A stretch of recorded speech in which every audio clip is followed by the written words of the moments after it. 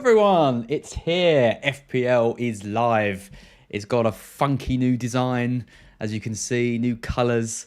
It's a little bit laggy, but who cares? FPL launched. We didn't think it was going to happen today. When it got to about 4 o'clock, I was thinking, yeah, it's not gonna launch. But here it is. Hopefully you like the new starting soon music. I've taken inspiration from The Sims. With that, have you ever played Sims 1 when they had all the weird little things coming up in the scrolling text? So hopefully that was of some amusement when the starting soon begins. And there are some new visuals coming for Scout as well, so in line with the Premier League. But here it is, FPL. It is live. I'm sure a lot of you have already picked your teams. Let me know your IDs in the chat as well. One of those things where it doesn't actually matter in any way, but we all like to get a good ID. My best ID was 69 a few years ago. Hard to top that. Had 500 last year, and this season it's something like 5,800 because I had a bug when I started the game, and it said the game had ended. It hasn't even begun yet. So yeah, a bit of a shame that. Anyway, I of course went straight in. Did my first draft, which will probably change about 1,000,000 times. This is what I ended up with. Apologies, the site is laggy. So not a huge amount I can do about that, but we'll try and make do. This is the team I ended up with. So this is very much my first draft of the season. I was quite, I don't know what the word is. I wasn't really annoyed, not really surprised, kind of, I don't know what the word is. I was something about how easy it was to put a team together.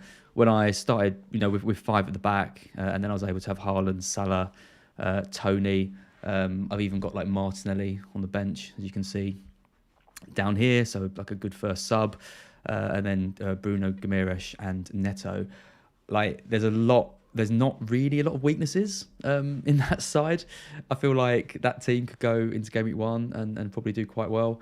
Obviously, I could use some of the Martinelli money to improve the bench of Colback and Stansfield, who's the 4.5 striker. I think a lot of people are going to go for, given that some of the other ones play for some decent teams like Villa. But we'll talk through all those in a bit as well.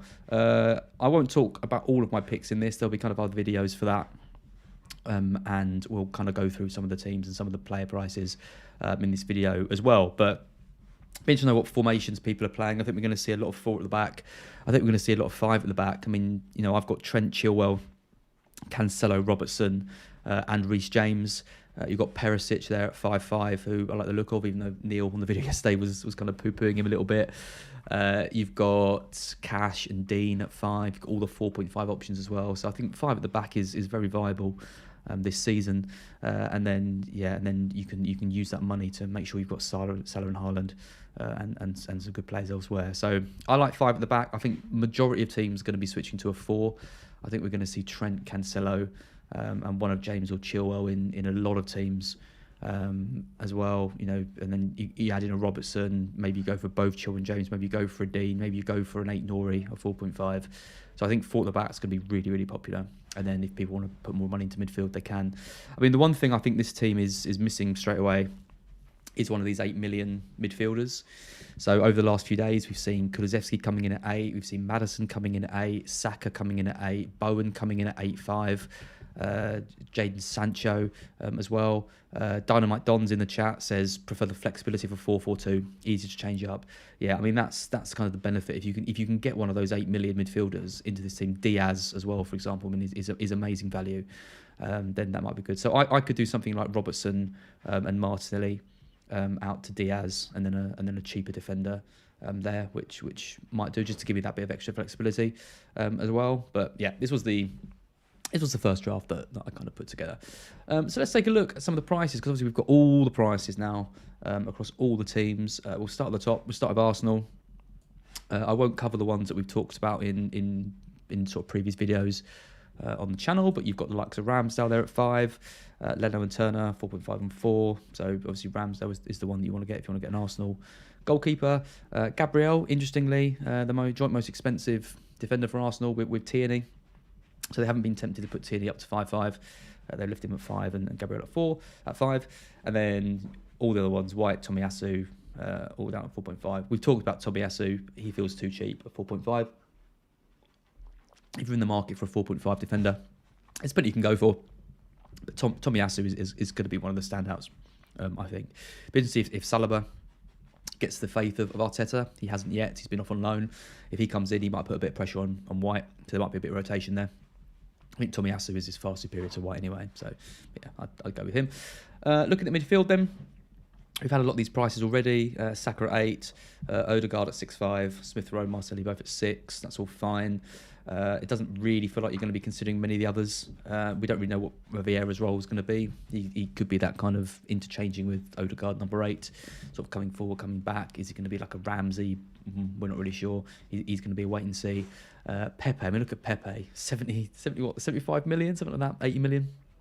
Something like that, down to 5.5 million. You never know, an injury for someone, he could come into the reckoning. He's obviously got talent. Obviously paid a big amount of money for him. Had a decent-ish season. Was it last season or the season before? Yeah, I mean 2020-21, managed 10 goals, 3 assists. He was priced at 8 million, came in at 9.5, down to 8, down to 7.5 last season. Barely played, and now down to 5.5. I mean, that is crazy cheap. So yeah, it could be a factor, but unlikely, and definitely I don't think anyone's going to be starting with him unless we see an injury. What is interesting though is Nketiah came in at 7, which would have been a good price if they hadn't then gone out and bought Gabriel Jesus. I think Jesus coming in at 8 is a really, really good bit of pricing for him. I think he could be someone that shakes up the template a little bit. Arsenal have got good fixtures to start. Again, it gives you this kind of 8 million player. I know he's not a midfielder, but he can kind of come in and do a job for you. I mean, having looking at his previous seasons at City, I mean, he managed 8 goals, 8 assists last season, predominantly playing on the wing. 9 goals before that, 5 assists. In 2019-20, 14 goals, 8 assists. He's been around for a long time, and he historically gets around sort of 15 to 20 attacking returns. I think now he's going to be leading the line every week for Arsenal, and they've got all this creativity around him. I can see him matching that 2019-20 season. He was 9.5 million playing for City then. He's now down to 8. I think he's going to be someone who isn't going to make it into quite a few teams, but someone who I think can start really strongly. Looking at the fixtures, Palace to start, not the easiest, but then Leicester at home, Bournemouth away, Fulham and Villa in 4 of the first 5 fixtures. And then it's United, you're not going to worry about playing in that. And there's Everton, Brentford. I mean, these are really good fixtures for Gabriel Jesus. So, yeah, I think at 8 million, he's a real carrot for us. I was expecting him to come in at 9, to be honest. So he's $1 million cheaper than I thought. Same as Diaz as well. I thought Diaz was going to come in at 9, but he's coming at 8. So, yep, I like that. Delia says, I can't comment about the video cover, just like an influencer.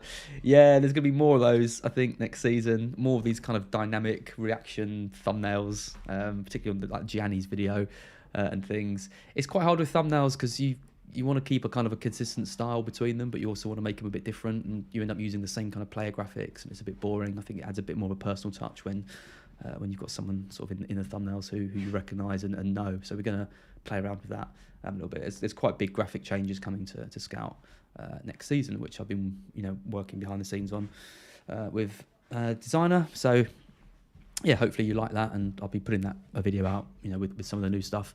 You've obviously seen the music and the starting soon. When the visuals are completely ready, I'll put those out and get all your feedback. Yeah, and hopefully they go down well. Okay, let's carry on. We've done Arsenal. It's very slow. It's very buggy.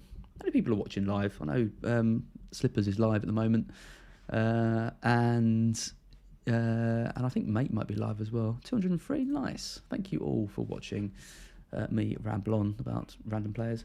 You see my dog walking around, by the way. It's because he's got. I was about to take him for a walk, and then the game launched, so I've cut up some hot dog and put it in towels and scattered them around the room. So he's currently trying to find hot dog from the various towels. If you are enjoying this video, here's a new sexy animation for you. Look at that, boom, I've got it working. Make sure you like the video and subscribe to the channel. If you like the video, it does really help on putting us up the rankings. Maybe we can take on Slippers one day as well. Obviously, drop comments afterwards, put your teams in, and I'll have a look at those and rate your first drafts as well after the stream. That'd be fun. And yeah, just keep your eye on pre-season content on Scout, because we're going to be doing a lot of stuff, a lot of articles, a lot of videos as well. In fact, there's a video tonight with Andy and Press. Dynamite Dons. I like the Bruno pick. Yeah, he had to be in the first draft, didn't he? Probably Jack Cole back though. Hasn't even got a shirt. I think some of them have. It's not all the Nottingham Forest players, is it? No. Oh yeah, okay. The goalkeepers have got a shirt, but none of the actual players. Yeah, Mark won't be too happy about that. Right, where were we? Done Arsenal, Villa. So we've seen kind of the main guys for here. Martinez has come down to 5. I mean, look at him when he got 186 points a couple of years ago. Absolutely wild. Olsen's there at 4. I think Martinez could be interesting, but it's going to be tough to go for him when you've got like Raya and Sanchez and people at 4-5, and you've got Cash and Dean both at 5 as well. Mings is there at 4-5. If you don't really want the attacking returns, but you just want to get in on the Villa defence, they improved under Gerrard. They went a bit off the boil towards the end of last season. But yeah, the animation doesn't work. Fergus Bolton, the animation does work. There you go. Comes up. Bottom of the screen. Oh, wait, never mind. I'm just blind. Just any excuse for me to play again. Yeah, it does work. I tested it extensively, as I always do. So they've got a couple of other 4.5 options. Only one 4 million, which is Gilbert. But they've got Chambers has gone up to 4.5. Constance at 4.5. Diego Carlos has come in. He's supposed to be first choice, probably alongside Mings. So he's at 5. So yeah, you've got to pay around 5 million for a decent-ish Villa defender, unless you want to go for Mings. I think Cash and Dean is great for a back 4 though, or a back 5. Back 5 with Cash over Chilwell, for example. Ironically, frees you up a load of cash. So you could easily do that. Look at midfield. Midfield isn't exactly stacked with FPL options for Villa, is it? McGinn 5-5, Ramsey 5-5 could be all right. Quite a lot of good 5-5 options. I think it's worth having one of those in your team. You can sort of shift around those. Buendia's at 6. Coutinho's nice. I like Coutinho at 7. Sorry, he got 8 attacking returns. When he signed it in January, which is pretty decent. Had a pre-season now, getting back to kind of full fitness, no injuries to report. Interested to know what happens to him kind of over pre-season. I think he could be a big player for us. He's got Bournemouth in the first game as well. So I think he's going to be another player that kind of flies under the radar, but could actually start really strongly. So I like him. And then up front, you've got Watkins at 7.5 and Ings at 7. I love Ings. If anything does, if Watkins does get an injury or something and Ings does start playing, I think Ings at 7, he could be an absolute bargain. I mean, look at his record in the Premier League. 22 goals in 2019-20, then he got 20. Then he got 12, in 2020-21. Manny 7 goals, 6 assists last season, which he won't be too happy with, but was very much in and out of the team and injured. So, yeah, I really rate Danny Ings. I think he's an absolute class player. So I'd love to see him, break back into the Villa side, but I sense that Gerrard doesn't feel the same as me. Ah, yes, wildcard. Very good point, Dynamic Dons. Yeah, we had one rule change, it seems, and that is unlimited transfers when the World Cup is going on, when the World Cup ends. So essentially, it's a bit like that wildcard they gave us when COVID hit a few seasons ago. So I think we all kind of suspected they were going to do that or something along those lines. So I think that's good. So yeah, you haven't got to worry too much about the players you bring in terms of when they're going off to the World Cup, but obviously, when you play that wild card, which you have to, and you're making your transfers, you need to consider how far certain players have gone into the stages and whether they're going to come back and be ready to play. There is that break now, but I think that's going to be really key. Is if certain players come back early or get knocked out early that we're not expecting, big name players, then we might be consider those. I mean, Salah isn't even going, for example, for Egypt, so I think he's going to be an absolute lock-in on people's wild cards after the World Cup. Let's take a look at Bournemouth. Not too much interest here from Bournemouth. We've talked about those in the video yesterday with Neil. Obviously, you can get Travers at 4.5, but I think there's better 4.5 options to go for. All their defenders are 4.5, which is really interesting. Normally, you get a 4 million defender, but we haven't seen one of those. I think FPL are trying to push us towards, not having that kind of fodder option and trying to make the 4.5 a bit more interesting, because if they'd made Mefam or Stacey, for example, 4 million, that's a bit of a lot. But there are some 4 million defenders, so they haven't completely gone with that strategy. So it's a little bit strange. I would have thought they would have put a couple in for Bournemouth, but they haven't. Midfield as well. You've got. We were worried about the lack of 4.5 million options, and again, they've priced a lot of their midfielders quite high at the 5 to 5.5 mark. They do have a 4.5 million midfielder though. That is Ben Pearson, who I imagine is going to be in quite a few squads alongside Jack Colback. Players like Brooks, for example, kind of one of their main, one of their best players, but he obviously had cancer, I believe, and has come back. Be interesting to know if he can sort of get his place back in the side. Be an amazing story if he can. Billing's the one you probably want at 5.5. Hasn't really delivered attacking points in the Premier League, but really good season for him for Bournemouth attacking wise. And then of course they've got Solanke, who really struggled in his last season, 2019-20. Only got 3 goals for Bournemouth. They paid a lot of money for him, but he delivered this season the Championship with 28 goals. So it's just whether you think he's able to make the step up, whether he's going to be that kind of classic Championship player who never can. I think 6 million is a good price for him. I don't think I'll be going there. Bournemouth, I think, are really going to struggle in the Premier League under Scott Parker next season, but he's got to be hopeful of hitting around 10 goals, which for 6 million could be a bit of a bargain. Let's take a look at Brentford. Raya, he's my goalkeeper choice. I think I'll almost certainly be starting the season with him. Had one of the highest points per minutes of all goalkeepers in the league. You can pick up all of their defenders except for Canos for 4.5 if you wanted to. Canos is obviously the kind of attacking wing back there, so you can pay a little bit more for him. But again, for 5 million, you're probably not going to go there with the likes of Tomiyasu, and we'll come on to Leicester in a minute. And those players, so yeah, I don't think we're going to be doing that. And then in midfield, there's no Ericsson anymore. I think Vissa's probably a standout, 5.5. I like that price for him, not really anyone else that I'd be considering. And up front, you can see in my first draft, I've gone for Ivan Toney. I think the fixtures are really good for Brentford at the start of the season. Leicester United, and look at that, Fulham, Everton, Palace, Leeds, Southampton. Right down to kind of game week 11.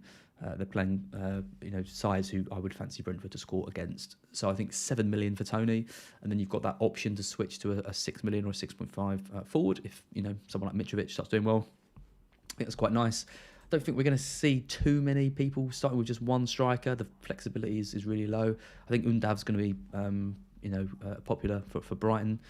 I would just be a bit wary that he's probably not going to start the season, so he might not be someone that you want to get in for game week 1, but if he has a good pre-season, then someone to monitor.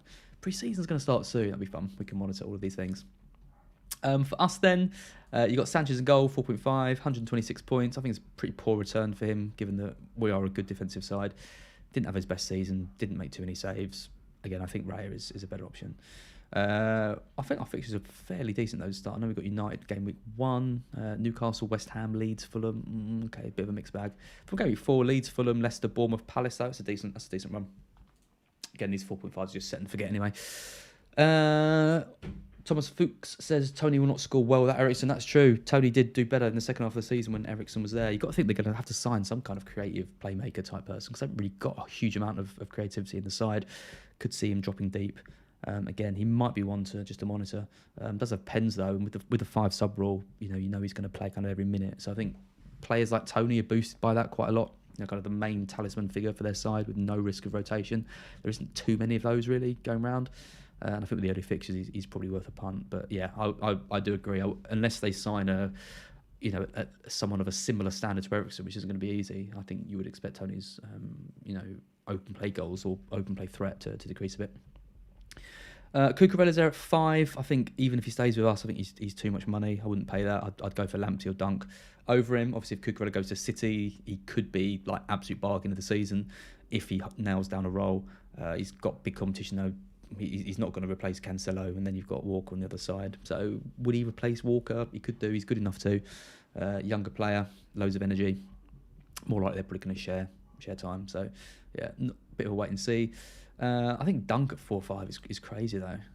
We've got 5 goals in 2021. He's often our main threat from set plays. Only got 1 goal last season. I'd be disappointed with that. But yeah, it's probably why his price come down. But I still like him. I think 4.5. Duffy's got up to 4.5. We've only got 1 4 million option, which is Hayden Roberts. Not expected to play, but there is another 4 million defender there. So as I said, there are some 4 million defenders. It kind of feels like they should have either gone all out on making everyone 4.5 and no 4s, or kind of not done that. But I think they're trying to reduce the chance that we get a kind of 4 million starter in our side, which is fair enough. Midfield, we've got loads of midfielders, none of which I would be particularly enamoured with. Trossard at 6'5", I think he's too much money. He might play up front, he might play at wing back, he could kind of play anywhere, who even knows. McAllister 5'5" and Gross 5'5". Again, with some other 5'5" options. McAllister's a player, I don't know if I like him or not. He got 5 goals for us last season, 93 points. Didn't play too much. I mean, 2,000 minutes, he played a fair bit, but kind of, on and off. 5 sub rule means he might play a bit more. Not too sure. Gross, obviously my hero from a few seasons ago. 164 points in his first season. Amazing. Hasn't really hit the heights of that. He's a bit too ponderous, really, for a Potter system, I think. But still kind of playing the minutes. March is 5. That's a shame. Don't think we're going to go there. He's stopped playing at wing back now that we've got Cucurella. But if Cucurella goes, we could see March drop back to wing back, or Trossard could go back there. Who even knows? Probably one to stay away from.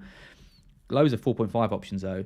The 4.5 option I like probably the most is Sarmiento here at 4.5. Obviously didn't play a huge amount for us last season.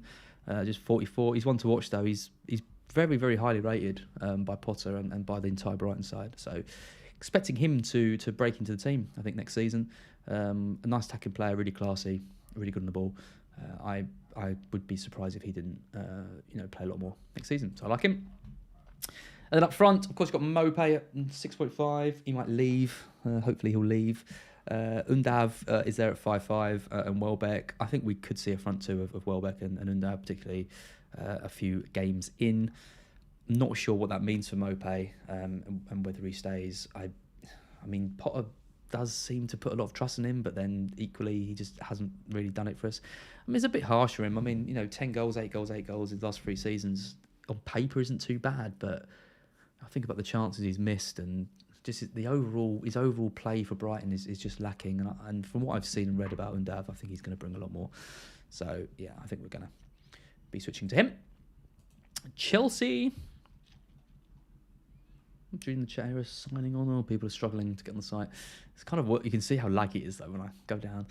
Mendy at 5, going to be really popular. I think everyone's getting really excited about that. I'm not as excited as other people. I mean, Raya, for example, had a better points per minute than Mendy. Mendy, 130 points is obviously good. Obviously, went off to the AFCON as well. So, obviously, had less minutes. You would expect him to get around 150 points for 5 million. It's pretty good. Chelsea have lost Rudiger, though. Doesn't really make many saves. I think I'd rather save the 0.5 and go for Raya, who I'm expecting to get probably about 135, 140 points anyway. So I can see that there's always a 4.5 goalkeeper that does really well. You've got to find the right one. I'd rather take that punt than go for Mendy, use up a Chelsea spot, all that kind of thing. So yeah, 4.5 to me all the way. But definitely, I'm not saying Mendy isn't a good option. I think he's fine. 5, good pricing. James, I mean, probably one of the most underpriced players. I think they could have made him 7 realistically, but they haven't. They made him 6. I think he's an absolute no-brainer. To start with, Everton in the first game. He's going to play at wing back, but he could always drop in a centre back. I think that's good for his minutes. And as well, it means if they bring on a right wing back, they haven't got to take James off. They can just move James back to centre back. I can't see any way, which I'm not going to start with my favourite player. Look, I've even got a little picture of him here. Look at that. It's going off my wall very soon. So yeah, how can I not have him in my draft? Same price as Chilwell, though. I mean, Chilwell was the best defender for points per minute last season till his injury. I think at 6 million you can go for that double up as well. But just know how the Chelsea attack lines up. But yeah, I really like Chilwell in that role. And then I've gone for the Liverpool double up as well. I'll talk about in a bit. Alonso, City back 5.5. Surely he's not going to be a factor of us again, is he? I mean, 128 points for him last season isn't bad. He got some quite big returns. Remember him getting a 19-point return for Mark at some point. 4 goals, 5 assists. Yeah, but surely his time is coming to an end. Chalobah's there at 5. Azpilicueta at 5. Sarr at 5. Kennedy's an interesting one. Kennedy's at 4. Number 4 million defender. You never know. Could break into the team. Young player. Doubtful, but imagine getting a starting Chelsea player for 4. Midfield, interesting here. They've gone really cheap on the Chelsea midfielders. I think Mount's at 8, and then they've done kind of what they did with Arsenal, basically just price everyone else kind of around the 6 million mark. I mean, some of these players though, if they can get a run in the side. I mean, Gallagher, we saw how good he was for Palace. He could get a low move somewhere else, be really good. Ziyech, 6 million for Ziyech. Honestly, one of my favourite players to watch in the league.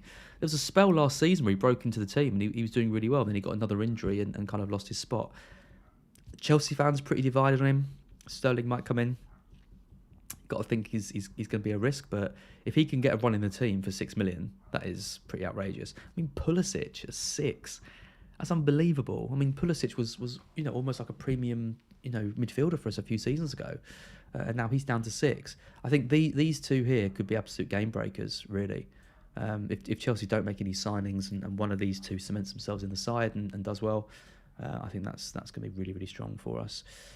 Equally, Ziyech could leave, Pulisic could leave, Sterling could come in, and they're not. But I just think potential-wise, as of now, if they do stay, break into the team, yeah, going to be really popular. And again, if you've got Mendy in goal, for example, you're going to find it harder to move for those. And then having a look at forwards, I mean, Havertz reclassified as a forward, same price as Werner. I mean, why has Pulisic and Ziyech gone down to 6 and Werner's remained at 8? I can't understand what FPL have done with forwards this season. It's the thing that really winds me up. There's no sense in making Calvert-Lewin 8 million. There's no sense in making Bamford 7.5. There's no sense in making Werner 8. Like, you've got to bring them right down to the 6.56 mark and do what they've done with some of these midfielders to make them an option. Who's going to go near Werner at 8 at any point this season? No one. Havertz, he's too expensive at 8 as a forward. He's the same price as Mount. There's no choice there. Make Havertz 7.5 and make Mount 8. I can't understand why they're continuing to make the forwards so unattractive for us when there's so few forwards to consider anyway, and all the values in defence. So yeah, a bit annoyed by that. As you can tell, I've gone for 2 Chelsea players in my side. I'd keep that kind of third spot open. I can see Mount coming into my team at some point, but maybe not straight away. Let's take a look at Palace. You've got Guaita there at 4.5, great minutes per. Palace really, really strong defensively, conceded the odd sloppy goal. I think that's a great price. I can see Palace buying a new goalkeeper. They've already got 3 fairly decent ones. I think Johnson's just come in. Butland's there as well. Guaita. They all seem quite similar standard to me. So yeah, I don't know if any of them are really good enough for what whoever wants, but whatever one starts for 4.5, I think is going to be good value for Palace. I'm expecting them. I think they had the third best underlying defensive stats last season. So yeah, I think they're going to be popular. Well, they should be popular at least. Again, it's another good 4.5 option. I don't think you need to spend more in defence. They've got a couple of 4 million defenders. Neil will be happy. Neil, if you're watching, our boy Ferguson, he's back down to 4. Come on, Nathan Ferguson. This could be the one. If he is actually over these injuries. He's competing with Klein and Ward. They're not the best defenders. I think from what I've read about Ferguson, he's very highly regarded and highly rated. Just so unlucky with injuries. At 4 million, he could be a steal.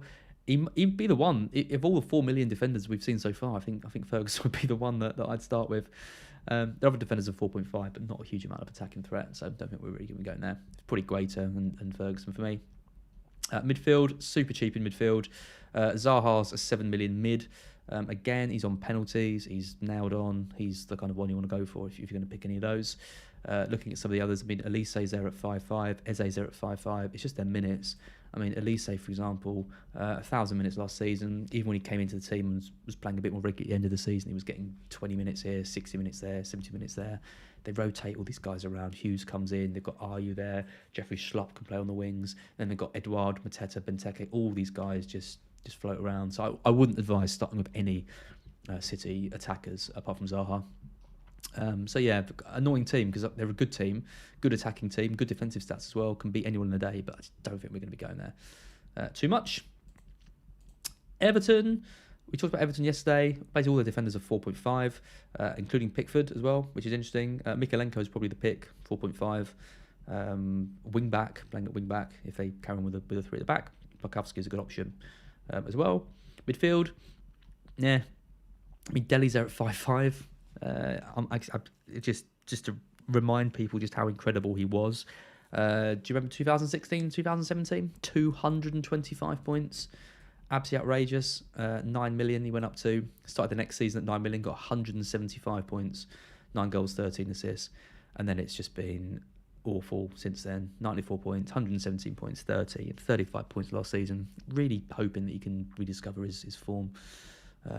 Again, Everton, really tricky to do that. I think they're going to struggle again next season, but 5-5 is a bit of a carrot. Then you've got Townsend, Iwobi, Doucouré, Gordon, Gray, all 5.5. Gordon just stand out. I don't think you're going to go near the others. I mean, I've always loved Doucouré. I think he's a great player. Had a good spell last season where he was, scoring well, but I think you're going to go for Gordon with the set pieces, and we'll be hoping to build on next season. No Richarlison for them, of course. Just Calvert-Lewin at 8. I've already said my piece on Calvert-Lewin. Crazily overpriced. They could have made him 6.5. Imagine Calvert-Lewin at 6.5. That gives you a chance of if he can recover from. I mean, what did Calvert-Lewin get in his best ever season? He got 165 points. So Trent's 7.5 and has had 3 consecutive 200-point seasons. Calvert-Lewin in his best season got 165. They've priced Calvert-Lewin higher than Trent. It just doesn't make any sense to me. I will stop complaining at some point, maybe not now. But yeah, stupid. And Fulham, got to be honest, I don't know a huge amount of Fulham at this point. I know Anthony Knockaert's there, who's one of my favourite players for Brighton. Just the 4 million defender, Congolo. I don't think we're going to be going near their goalkeepers when we've got Sanchez and Ray. I don't think we're going their defenders at 4.5 because we've got Tomiyasu and Pereira. I don't think we're going to be going near their midfielders because they have 4.5, which is and Reed. They've got Harrison, Reed, and Chalobah. Oh, I don't know. Okay, they've got a couple of 4.5s. I don't think any of their midfielders really scream points though. I mean, Kearney's probably the most attacking player at 5, but for 5.5 you've got a whole host of good players. And you're either going to go 4.5 or pay extra or go up to 6, something like that. Chris James in the chat. What do you mean Everton are going to struggle? Well, you've signed your best player. You've lost your best player, and have signed James Tarkowski as a replacement. So, yeah, we'll see. Up front though, it's all about Mitrovic, isn't it? 6.5. I think he's an interesting one. Fixtures difficult. Start of the season. Start of Liverpool, Wolves away, tough. Brentford at home, tough. Arsenal at home, tough. Brighton at home, Tottenham, Chelsea. These are all really, really tough fixtures. Just some of the best defensive sides in the league, all in a row, right up until game week 9. And then it gets better. Newcastle, West Ham, Bournemouth, Villa, Leeds, Everton. I like that run. I'm not expecting huge things from Fulham this season, but I do think Mitrovic with a good run of fixtures could be goal. He's going to be on penalties, going to be desperate to hit sort of 15 goals. If he can get anywhere near that, it gives Fulham a chance. So, yeah, we'll see. But yeah, definitely won't be starting the season with him. I think before the fixtures came out, people were saying he's a lock on everyone's teams. But yeah, I don't think we're going to see too many going there. Maybe they will. Adam Clark knockout is awful for us. Yeah, I know. Yeah, he lost it, unfortunately. He was so good for us when we got promoted. Absolutely amazing. And then had a bit of an injury. He was never really good enough for the Premier League, I don't think. And yeah, unfortunately, it looks like he's not really good enough for the Championship at the moment. Let's have a look at Leeds. So the big one here, I mean, we knew a lot of these. We knew Meslier was 4.5. We knew their defenders were all 4.5. Dallas is coming at 5, which is a shame. Christensen as well. I don't think we're going to go anywhere near the Leeds defence. Maybe Meslier at a push. Look at that, though. Rafinha at 7. Interesting. I mean, there's rumours that he's going to Barcelona. Sorry, my hay fever's kicking in. Rumours he's going to go to Barcelona. Obviously, he's not a factor if he does that. If he stays at Leeds at 7, he's an interesting one. A little bit up from 6.5 last year. Cheaper than Bamford again. If he moves to Chelsea, that would be big. If this Barcelona move breaks down, it's in no way guaranteed because they are really struggling for funds and money and all these kind of problems. I think it's pretty much certain that Rafinha is going to leave Leeds. So if he does leave for Chelsea, if he does leave for Arsenal, which I think is less likely now, they've just signed Gabriel Jesus. If he signs for another Premier League club, United or anywhere, I think 7 million for him is going to be a steal. I think they deliberately didn't show his price because they were hoping to buy themselves a few more days in case he did move. Then they could bump him up to 8, but if he's at Leeds, you can't make him 8, 8.5, something like that. So yeah, really interesting. I like Harrison at 6 as well. Really rate him. They've got James there at 6, but I think you go Harrison. I mean, Harrison got 160 points in his first season, 117 last season. Still managed 8 goals. Not bad. Got a hat trick. He's a player who I think again Leeds have got a good fixture run. At 6 million, he might be someone that you take a bit of a punt on. And up front, you've got Bamford there, 7.5, overpriced. Again, I think they could have made him Could have made him 7, but they could have made him 6.5 equally as well. So yeah, a bit disappointed by that. I mean, he managed 194 points, a couple of seasons ago, but 28 points last season, and a Leeds team that really struggled. Rafinha may be leaving. I just don't really see why anyone would go there. So yeah, shame. Leicester have got some absolute bargains. Schmeichel at 5. Only trouble is, why would you pay 5 for Schmeichel when you could have any of their defenders for 4.5? I mean, Castagna at 4.5 is an absolute bargain. He's a fantastic player. 2 goals, 4 assists from in 2020. Didn't really get the attacking returns last season, but always looked attacking down that wing back. It's just whether he keeps his place with Justin back. I mean, you've got Justin there at 4.5, Fofana there at 4.5, Ricardo Pereira there at 4.5. Evans at 4.5. Leicester have got no Europe next season. They get all their players back from injury. They finished the season really strongly. James Justin for me, that's the one. James Justin is one of the reasons why I want to maybe not go with 5 premiums at the back and bring Justin in, because I really rate him. He's going to want to go to the World Cup. We're really struggling at left back for England anyway. He could come in, do a great job for us there. I think he could hit the ground running nicely. They've got a tough start to the season though.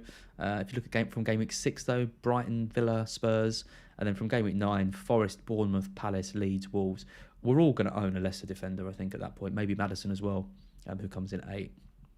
So yeah, like the look of him.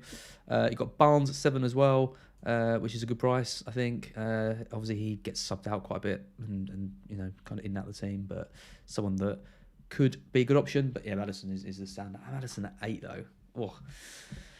Oh, it's so much, but he is worth it because he's a beautiful man. I thought I'm not too sure on his clothing range and jewellery choices, but God, I do sound like my dad. Vardy's there at 9.5.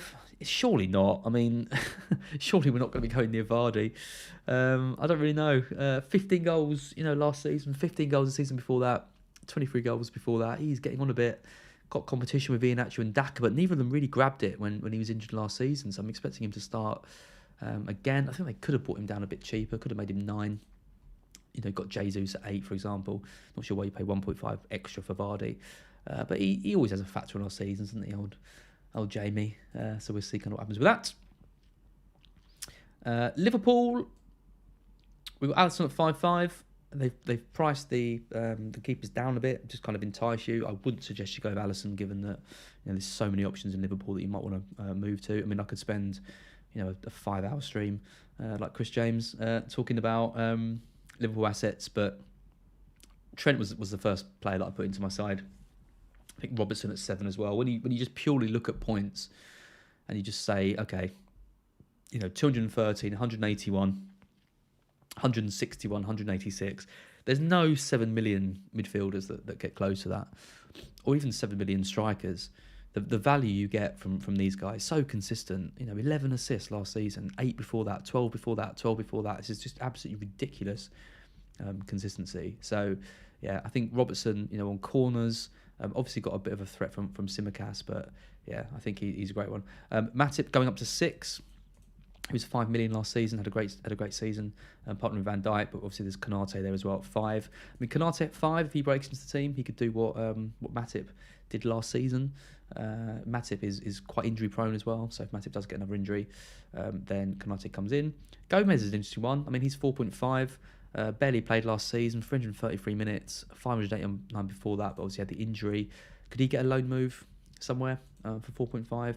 Could be a factor, but yeah, it's a shame he's not 4 really. Midfield then, Salah, absolute lock, absolutely ridiculous. You've got Diaz there at 8. Diaz got 4 goals, 3 assists, which is a decent return. I still have question marks over his real kind of clinical side, which is why Mane was so important for them. I think the Liverpool attack as well might take a little bit of time to gel, but for 8 million, I mean, you can't go wrong. He's gonna get 170, 180 points, something like that. I would have thought, playing in that Liverpool attack. So yeah, good option. Especially if you decide to go about Salah, you're probably gonna want to go for Diaz. Up front, Jota's become a forward. I think we're going to see some interest in him at the beginning of the season. I think, with Nunes there as well. I think Nunes comes into the team, but Jota probably starts, and with a 5-sub rule, Jota can kind of in and out. But for 9 million, I mean, it's a lot of money for him.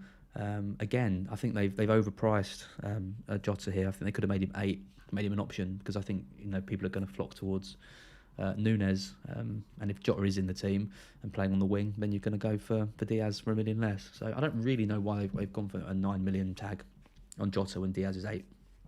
You've got to make them the same. I personally would have made Diaz 9 and made Jota a bit cheaper, but hey, that's just me. Let's talk about City then.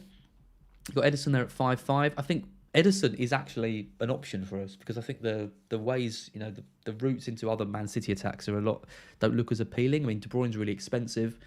Foden and Mahrez, we're never really convinced on those. You're going to have Cancelo, but if you don't want to, if you purely want a set and forget keeper, I think Edison, could be a shout. You haven't got to worry about him at all. 155 points for 5.5. It's pretty good. He's going to get about that again next season. I still prefer the 4.5s, but I think Edison could be someone that we look at. I like Diaz at 6 as well. Not the kind of attacking, exciting options that we get from some of the fullbacks, but just consistent. He's going to get you around 160 points if he stays fit, 170 points, something like that. That's what Laporte got last year. And that for 6 million. I mean, again, you look at midfielders and look at strikers for 6 million. They're not going to get you 160 points. Unless you get a real breakout one like Bamford. But kind of guaranteeing yourself 160 points from a 6 million player, he's going to go overlooked again. But he could be a good option. Midfield, really interested to know what happens with Sterling. I think Sterling, if he moves to Chelsea, could be really exciting. I'm really excited to know what happens with Grealish as well. £100 million to pay for him last season, obviously. Now down to 7 million. If he locks down that left wing spot and shows a bit more promise like he does for England, I think he could come back into the record. I'm definitely not ruling him out. I rate him so highly. I know people say, he's been in Vegas and getting drunk all the time and stuff. He's like, 24, 25. He's on his holidays. They just won the league. I watch him play for England and just think if he can translate that to City, he's gonna change that team completely. He's got the potential to be the talisman of City. That's how highly I rate him. I'll probably get some stick for that. But De Bruyne's there at 12, a lot of money. I mean, close to 200 points. Obviously, had his injuries. I still think if he doesn't get those 4 goals against Wolves, he's priced at 11 million, which is where he should have been, because Haaland's at 11.5. And I think making De Bruyne more expensive than Haaland is a bit of a missed opportunity, because I don't think there's any decision to be made there. You're going to have people that say De Bruyne's got the pedigree and performs year after year, and Haaland with the Bundesliga tax and all that. But realistically, are you going to go without Haaland for the first few games if he's fit? Are you going to go for De Bruyne over him? I mean, we don't know what we're going to get from Haaland, agreed, but what we could get from him is a bucket load of goals in the first few weeks, and then you're going to really struggle to move those funds around. Realistically, unless Haaland gets injured, he's going to be getting well over 20 goals, isn't he, this season with the team that City have put together. I don't think there's any real risk with him. So yeah, I mean, I don't blame people if they want to go for De Bruyne, but you're paying 0.5 more. Again, if they made him a bit less, then I think that's a bit more of a decision. United have got some bargains. De Gea's in at 5. Some of their defenders are as well. I mean, Maguire, for example, he's come down from 5.5 to 5. Varane's there at 5 as well.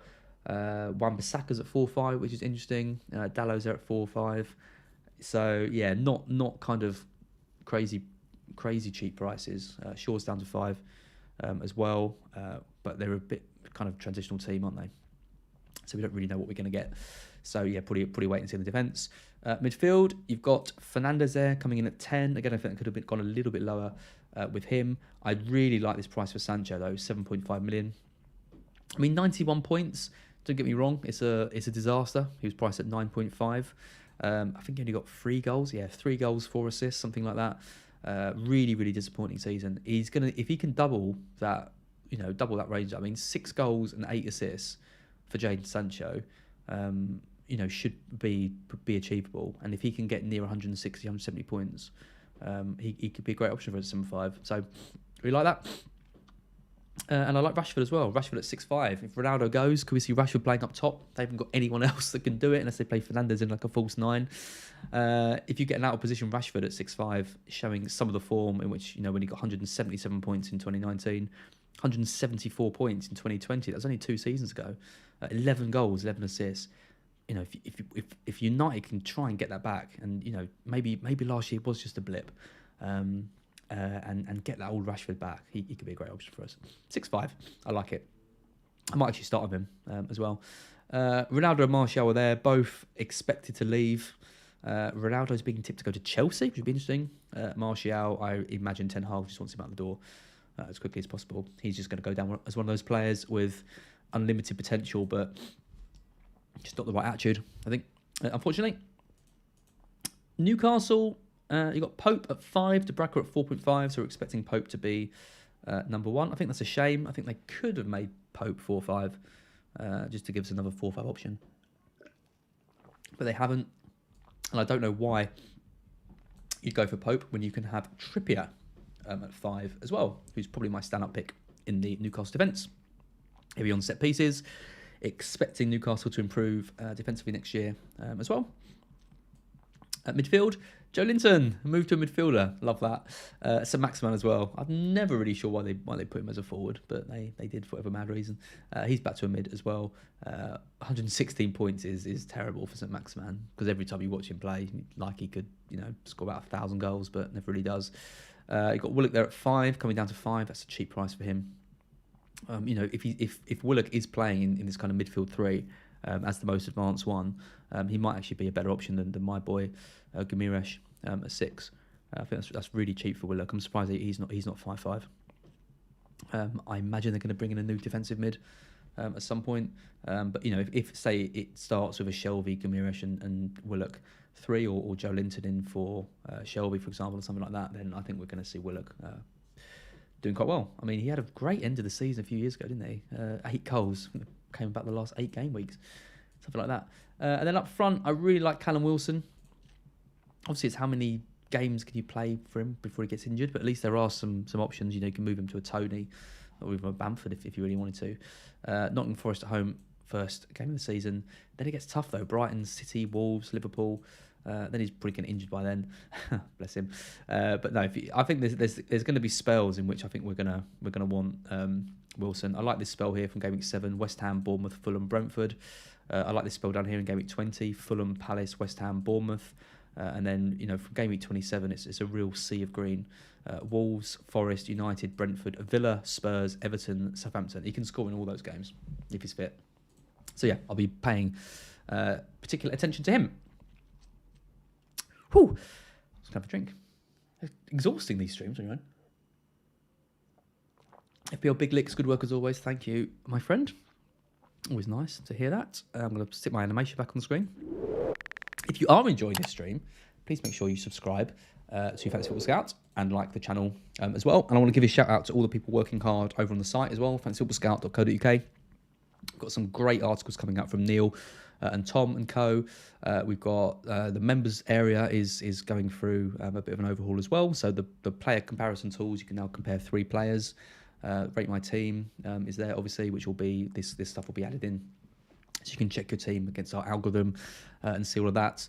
And yeah, just generally, now the game's out, things are going to start ramping up over on Scout. So there's still time to head over to Scout to sign up with last year's prices before the price goes up to $29.99 in a few days. So if you haven't been a member of Scout and you're interested in it, head over to the site, have a read, and if you like the look of it, sign up.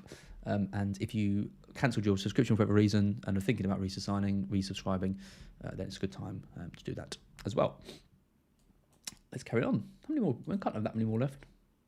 1, 2, 5. Forest will be a quick one. I've got to be honest, I know absolutely nothing about Forest. Mark tells me they're the greatest team ever, and they're going to stab easily, and they're going to outplay everyone and all of that, but I sense that he might be a bit biased. I like Henderson, though, at 4.5. I think that's an interesting signing for them. Did really well at Sheffield United, obviously, and makes loads of saves. Forest are going to, Forest look like they're going to be, out of the 3, the kind of the most defensive side as well, or at least the side that I think will concede the least goals. So these newly promoted keepers do actually tend to do quite well. So yeah, I don't mind Henderson at 4.5 at all.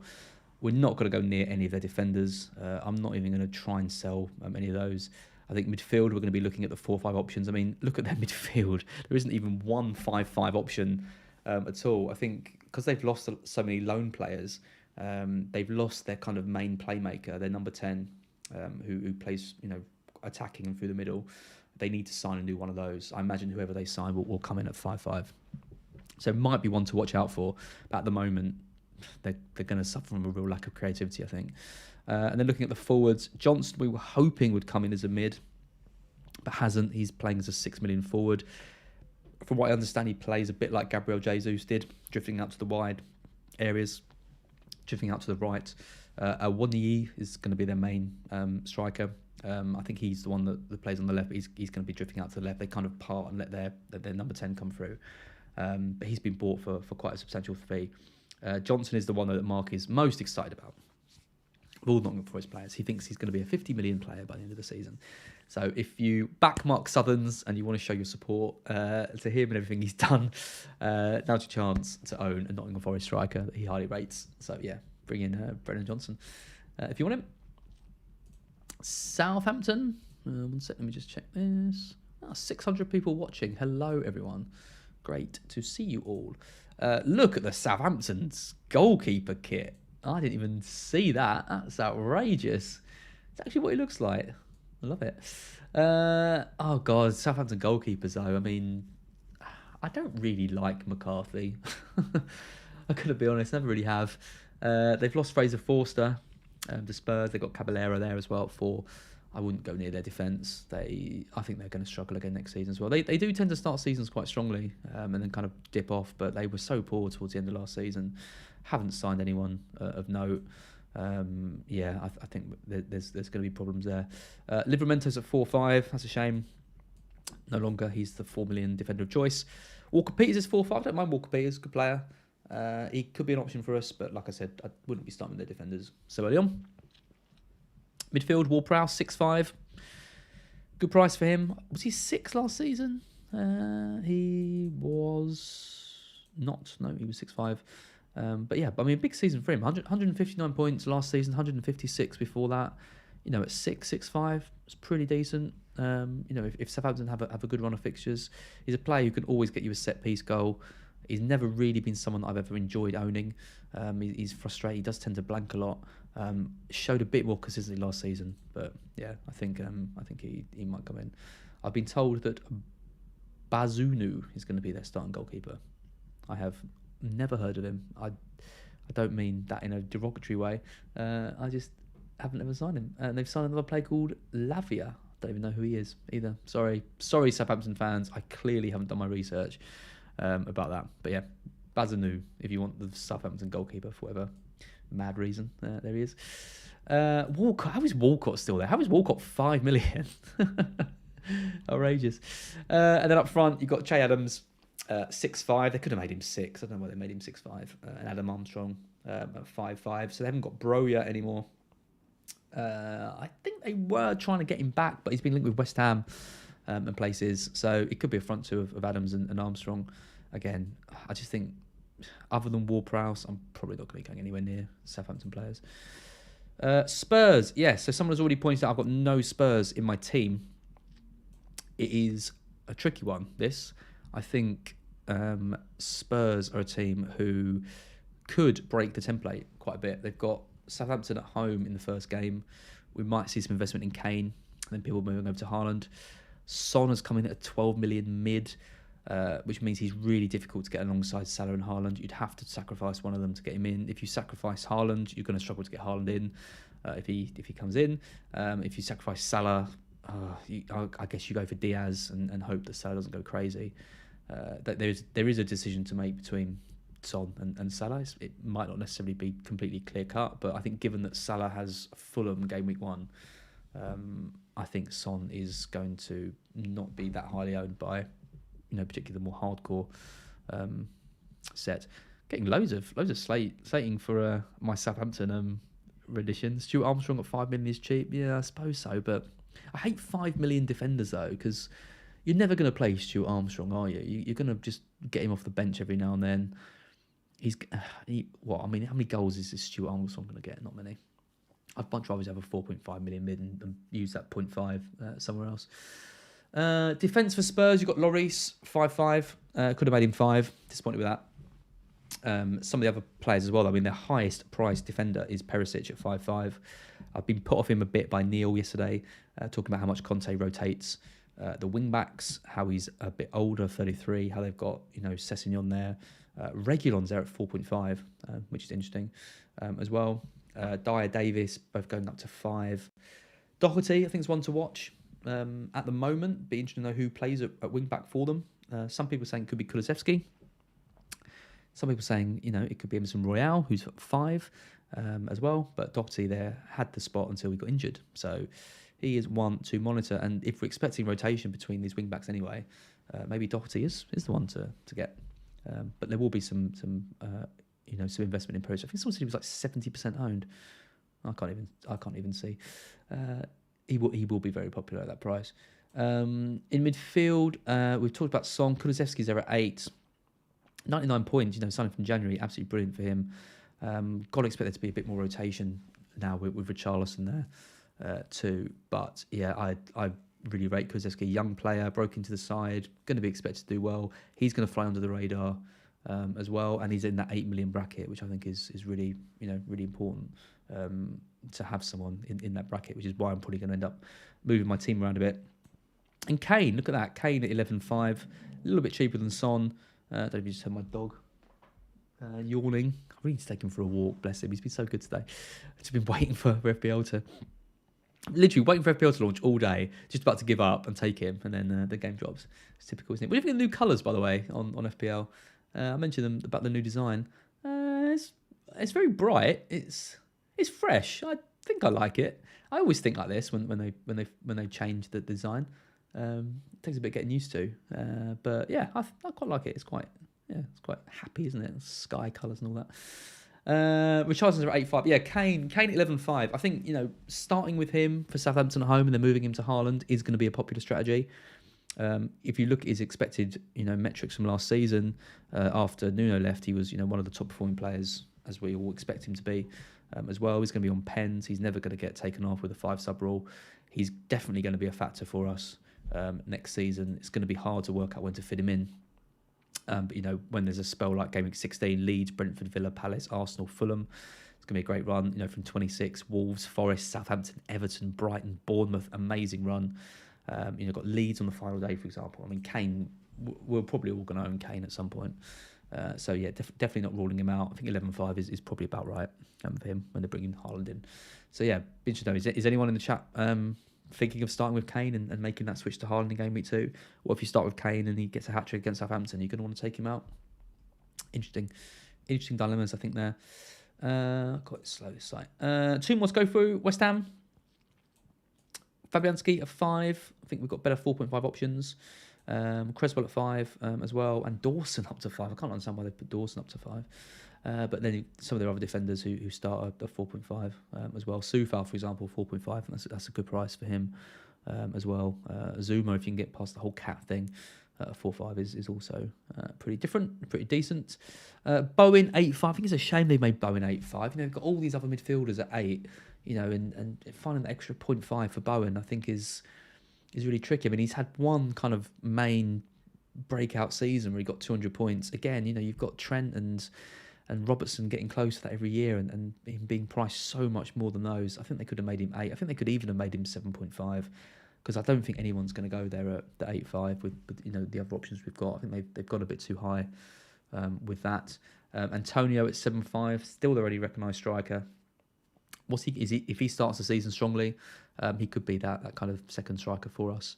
But again, I think he's let us all down so much last season. We're probably not going to go there.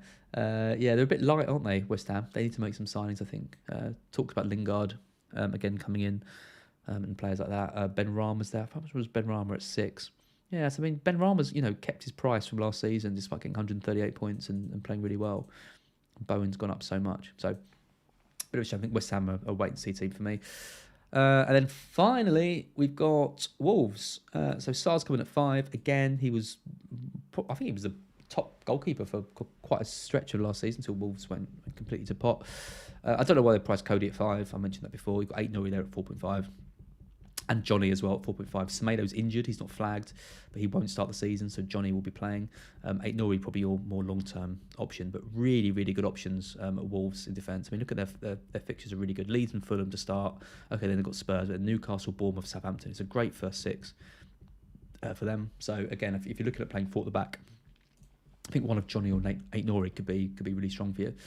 In midfield, my nemesis from last season, Hwang, who I got no points from, has been moved to a mid. You've also got Podenza at 5.5, who was the bane of Mark's season last season. Couldn't get rid of him. Neto is obviously the play here, though. 5.5 for Neto. He's in my draft that I made. He's my pick of all the 5.5 mids. He'll be playing up front alongside Jimenez, more advanced than Jimenez at times if he's still dropping back. So yeah, I really like Neto. I think that is really low pricing, especially when they bought Jimenez in at 7. I think again they could have dropped Jimenez to 6.5 as well. I think 7 you're not going to pay that when you've got Neto there at 5.5. Adama Traore is back. Look at that, 5.5 for him. 1 goal, 1 assist last season. Went to Barcelona. They did not buy him, which I think tells you a lot about how he performed there. But he's back. If he can, rediscover some of his form, he's a fun player to watch and not always to own. But yeah, 5.5, he's good. I think a lot of his output will depend on Jimenez. Seeing as Jimenez doesn't seem to be able to head a ball at the moment because of that horrible injury, I think that's going to negatively impact Traore as well. So I'm interested to see what happens to Jimenez next season. Hopefully he can get back to his best. I think that's about it from me. I mean, this was the draft, as I said, that I put together. I think what you could do is, not switch Trent out. You could take Robertson out, for example. You could bring Diaz in. I'm not going to spend too much time on this because there's going to be loads of these videos coming out on the channel soon. But you could bring Diaz in like that. That gives you 5 million. That means you could even bring in someone like Cash. Look how slow this website is.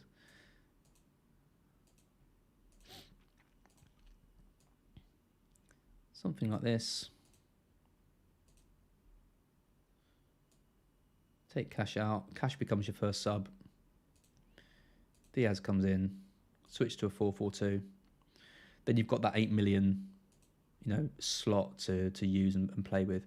And like, this is what I mean. I mean, when I set this team up or something similar to this team up, I'm amazed with how easy it is to set up. I mean, this to me is a strong team. You've got, one decent sub in Cash at 5 million. You could even make him a Tomiyasu and upgrade Cole back to if you really wanted to a 5 million mid or something.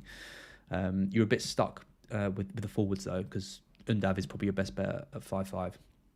So you'd have to find some money to do that if you wanted to. But I don't think you really need to. I think maybe Cash becomes Tomiyasu. Maybe you then upgrade Guimaraes to a 6.5, or just bank that money and in case you need it for a rainy day. But something like this, you got a good structure there. You got you got Salah and Haaland, your captain rotations. You've got Diaz as your 8 million. If another one emerges, you can move him. You've got your 6 and your 5. There's plenty of options in that bracket. You've got your 7 million forward. You can move him to Mitrovic if you want. Move him down to Undav if he breaks into the team. Good fixtures, Brentford. And then you've got your back 4, which is just so. These 4 players should all get 200 points next season. So I would be surprised if I see too many teams with 3 at the back next year. You're just not going to get the value out of like a 6.5 mid or forward that you would do in defence. So definitely going to be a focus on defence next season. And even 5 at the back is viable. It's just, as pointed out in the chat, it does limit you a little bit. So that's it from me. I've been talking for an hour. Thank you everyone for listening to me ramble on. Again, I just want to use my little animation gif. Make sure you subscribed to Fantasy Football Scout on YouTube. Please like this video right now, it'd be really helpful. Please drop me a comment as well if you want to show me if you want to put your drafts in. Let me know if you're thinking of doing anything interesting. Are you thinking of starting with a Spurs player, for example? Are there players that I never thought Southampton would be the team that caused the most drama from the chat. But if there are players I haven't mentioned that you're looking at, do drop them in. If you're a fan of a certain team and maybe I haven't talked about a player that you like in your own side too much, let me know what you think and why you think they're going to be a good option. There's a video coming tonight with Andy and Praz. So be sure to check that out tonight. And yeah, and preseason content is now going to ramp up massively over the next few weeks. So yeah, really looking forward to being back and for FPL to be live. Thank you everyone for watching, and I will see you all soon.